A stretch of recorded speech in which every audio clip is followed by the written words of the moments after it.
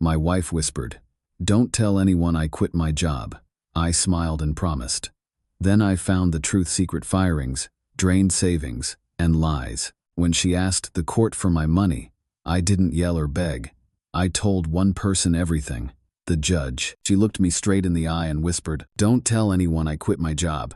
Not asked, warned. And in that moment, I knew my marriage was already over. It was late, past midnight.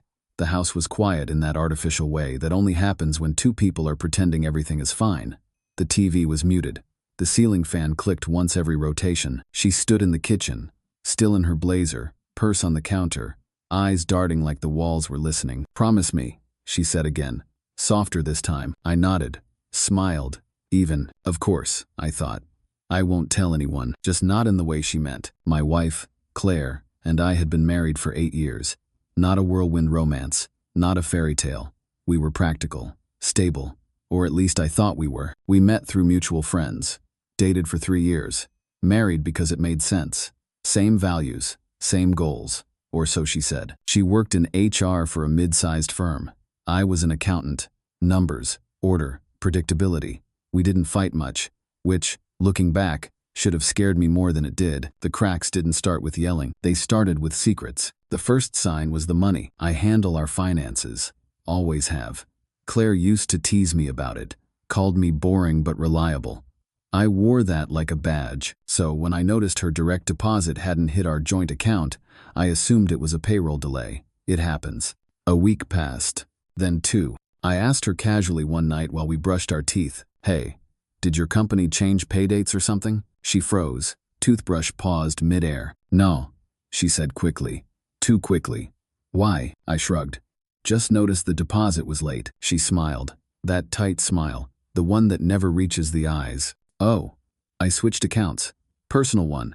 Just organizing things. That was new. But I didn't push. Marriages run on trust, right? Wrong. After that, things shifted. Subtly at first. She started coming home earlier. Too early. By 6, sometimes 5. Still dressed like she'd been working all day. She complained about being exhausted but spent hours scrolling on her phone. She stopped talking about coworkers. Stopped venting about office drama she used to love gossiping about. One night, I joked, "You sound like you don't even work there anymore." She laughed, too loud. "Don't be stupid." But her eyes slid away. The whisper happened 2 weeks later. I was at the dining table, reviewing tax documents. She hovered near the kitchen, pacing. Finally, she sat across from me, hands clasped. "I need to tell you something," she said. My stomach tightened. That instinct you get when your body knows before your brain does. I quit my job. Just like that. No explanation. No build-up. I blinked. "You? What?" She leaned forward, voice dropping to a whisper like we were plotting a crime. "Don't tell anyone I quit my job." I waited.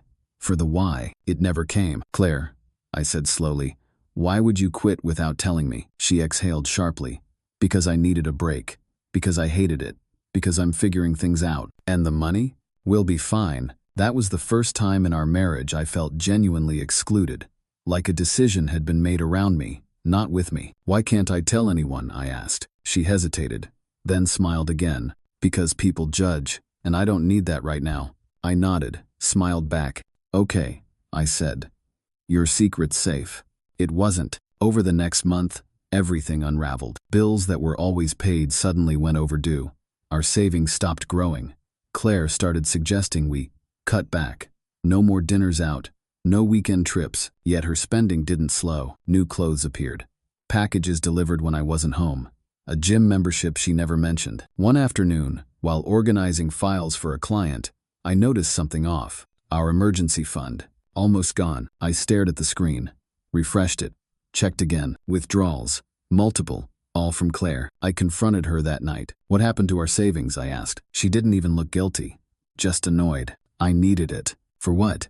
For life. That was her answer. I felt something harden in my chest. "That money was for emergencies," I said. "For us." She rolled her eyes. "You're being dramatic." That word, dramatic. The same word she used whenever I questioned anything. 2 days later, I got an email from her former employer. It was addressed to both of us. Final benefits notice. I opened it with shaking hands. Claire hadn't just quit. She'd been fired for misconduct. The details weren't explicit, but the implications were clear. There had been an investigation, policy violations, a termination effective immediately. I sat there in silence, rereading it over and over. So that's why she didn't want anyone to know. That night, I didn't confront her. I watched, listened, observed. She hummed while cooking, talked about future plans, vacations, starting something new, as if nothing was wrong, as if our marriage wasn't built on a lie. I realized then that the whisper wasn't about privacy. It was about control. The final straw came when she asked me to lie. We were at dinner with her sister and brother-in-law. Casual conversation, wine flowing. "So, how's work, Claire?" her sister asked. Claire didn't miss a beat. Busy as ever. She kicked me under the table.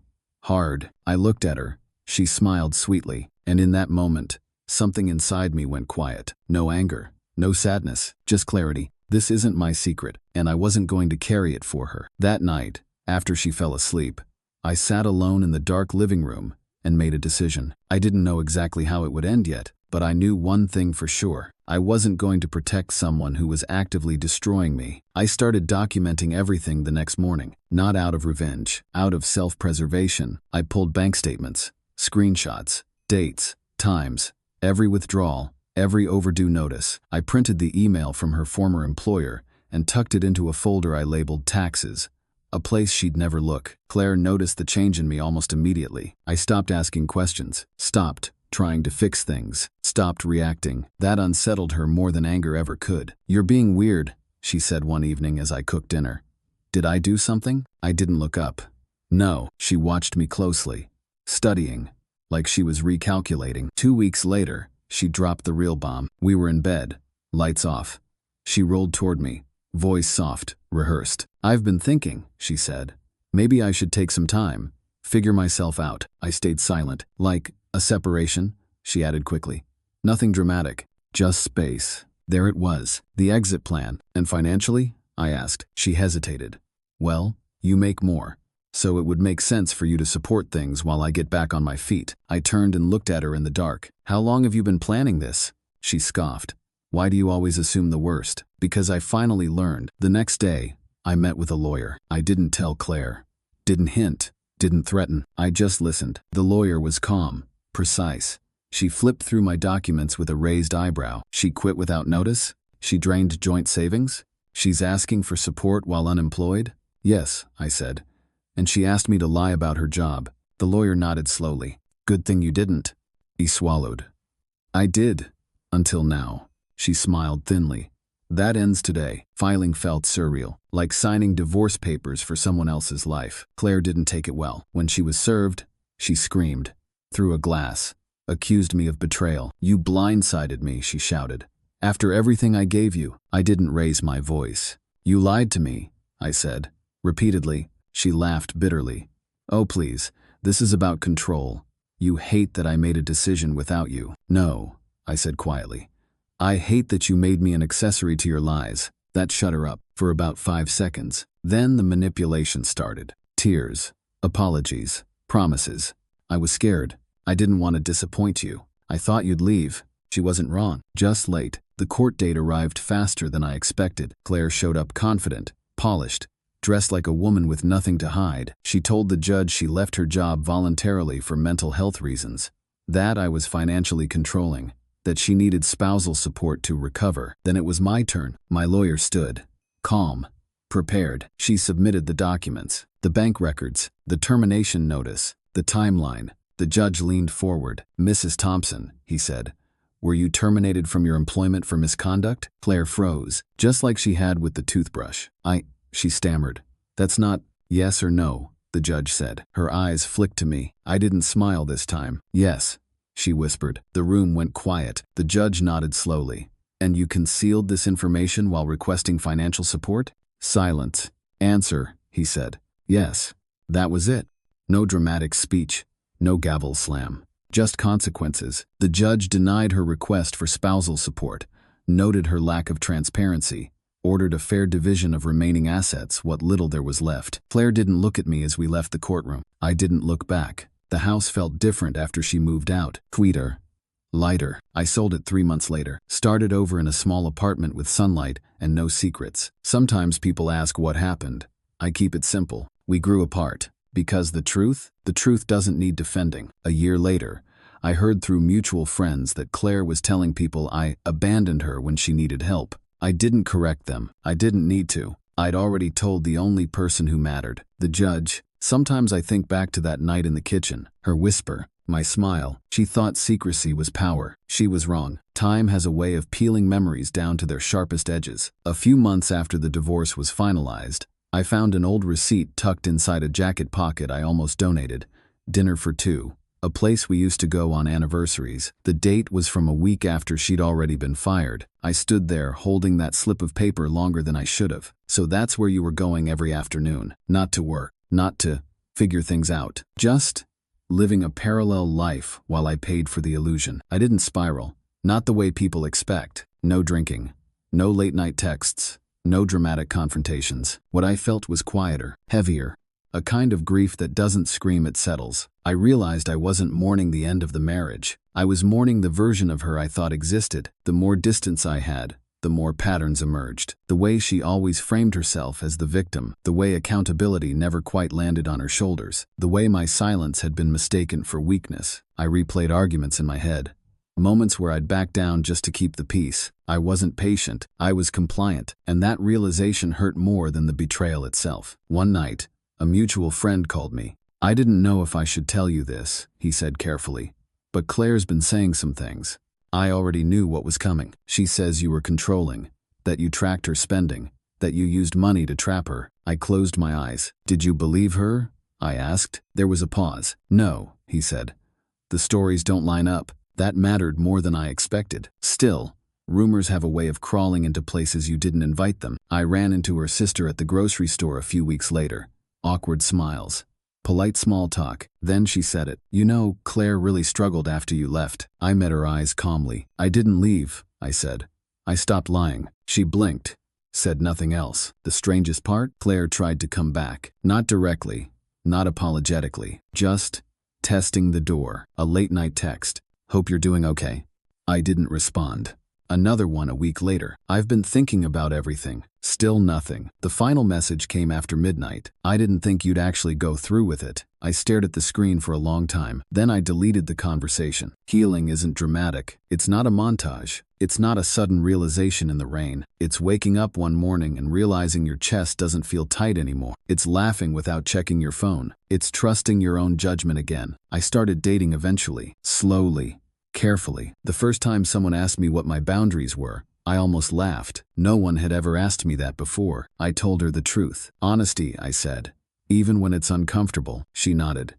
That's not too much. It felt like oxygen. Sometimes people ask if I regret telling the judge, if I feel guilty for how it ended. I don't. Because I didn't destroy her. I stopped protecting her lies. There's a difference. Looking back now, I understand something I didn't then. That whisper in the kitchen wasn't about fear. It was about entitlement. She believed I would carry the weight of her choices just because I always had. She believed love meant silence. She was wrong. I learned that loyalty without truth is just self-erasure, and that the bravest thing I ever did wasn't exposing her. It was choosing not to disappear for someone else's comfort. Sometimes closure isn't peace. It's distance. And sometimes telling the truth isn't revenge. It's freedom. The last time I saw her in person was accidental. A year and a half after the divorce, I was leaving a coffee shop downtown, balancing a cup in one hand and my phone in the other, when I nearly walked straight into her. Claire. For half a second, my body reacted before my mind did. That old tightening in the chest. That instinct to brace. Then it passed. She looked smaller. Not physically. Something else. Like someone who'd spent a long time explaining themselves to people who stopped listening. Oh, she said. Hey, I replied. We stood there, the space between us filled with everything we didn't say. You look good, she offered. So do you, I said. And I meant it, just not in the way she probably hoped. She nodded, eyes flicking toward my hand. No ring, just peace. I heard you moved, she said. Yeah? New place treating you okay? It is. Another pause, longer this time. I didn't think you'd actually choose yourself, she said quietly. I met her gaze. Calm. Steady. I didn't either. That was the truth. She tried to laugh it off. Guess you surprised us both. Maybe.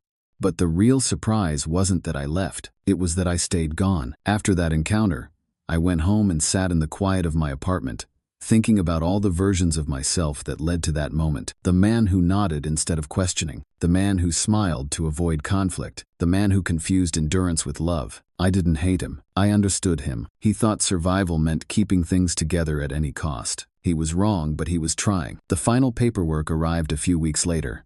Some lingering account closure. One last administrative tie. I signed it without hesitation. No shaking hands. No second thoughts. Just ink on paper. Done. People like to frame stories like mine as revenge tales. They're not. Revenge is loud, messy, obsessive. What I did was quieter. I told the truth when silence was expected. I stepped away when compliance was demanded. I chose not to carry someone else's shame. That's not revenge. That's self-respect. Every once in a while, I think about that whisper, the fear in it, the calculation, the assumption. Don't tell anyone, as if secrets are lighter when shared, as if lies don't rot the hands that hold them. Here's what I know now. Love doesn't ask you to shrink. It doesn't recruit you as a cover story. And it definitely doesn't punish you for honesty. If telling the truth ends something it needed to end. I didn't lose my wife that night in the kitchen. I lost the illusion, and in exchange, I gained something far more valuable. My voice. Sometimes closure isn't an apology. It's walking away without looking back. The funny thing about freedom is how ordinary it feels once you have it. No fireworks, no applause, just quiet mornings where your phone isn't heavy with anxiety. Just evenings where silence feels earned instead of tense. I used to think love was about endurance, about staying even when it hurt, about proving loyalty by how much you could tolerate. That belief almost erased me. In the months that followed our last encounter, life settled into a rhythm I didn't know I was missing. I cooked for myself. Badly at first. I slept through the night. I stopped bracing for conversations that never came. And slowly, almost embarrassingly slowly, I began to trust my instincts again. That was the hardest part. Because when someone lies to you long enough, you don't just doubt them. You doubt yourself. One evening, I was reorganizing a bookshelf when I found our old wedding album. I sat on the floor and flipped through it. We looked happy. Genuinely. And for the first time, I didn't feel angry about that. We weren't pretending back then. We were just unfinished people making promises we didn't know how to keep. I closed the album and put it back. Some memories don't need to be destroyed to lose their power. I ran into a former coworker of hers at a networking event months later. We made polite conversation, avoided names. Eventually, she said, "I heard what happened. That must have been hard." I smiled politely. "It was necessary," I said. And that was the most honest answer I had. There's a version of this story where I stayed quiet, where I protected her image, where I carried her secrets, where I paid the price for choices I didn't make. In that version, I'm still married and slowly disappearing. Instead, I chose something else. I chose to be seen, even if it meant being misunderstood, even if it meant being painted as the villain in someone else's story. Because here's the truth no one tells you. You don't need to be the hero in someone else's narrative. You just need to be honest in your own. I never told the judge out of spite. I told the judge because the truth had already been choking me. And the moment I let it out, something in me finally relaxed. That's what freedom felt like. Not victory, relief. If you're reading this and you're carrying a secret that isn't yours, if you're being asked to lie in the name of love, if you're shrinking to keep someone else comfortable, listen closely. That whisper you're hearing? It's not love. It's fear wearing intimacy like a disguise. Sometimes the bravest thing you can do is stop protecting someone who refuses to protect you. Sometimes the kindest thing you can do for yourself is tell the truth even when your voice shakes. And sometimes, the moment you smile and nod is the moment you quietly choose to walk away. I didn't lose my marriage when I told the judge. I lost it the moment I was asked to disappear for someone else's convenience. What I gained instead: peace, clarity, and myself. Sometimes closure isn't forgiveness. It's honesty and the courage to live without lies.